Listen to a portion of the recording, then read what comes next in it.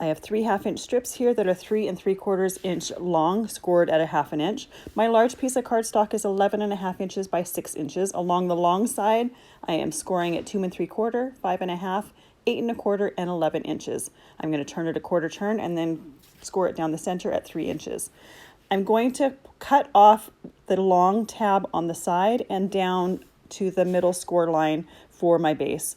I'm going to put some strong adhesive on that 1/2 inch tab, and then I'm going to put it on both sides of my 1/2 inch tabs on my little strips here. In that first section, or the second section, I am going to glue those 1/2 inch tabs on one side, making sure that they are all level and even with each other.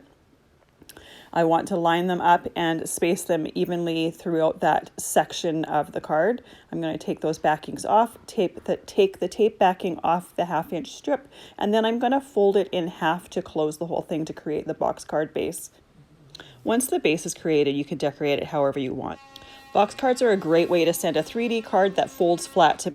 I have a full-length playlist on the Tube of You.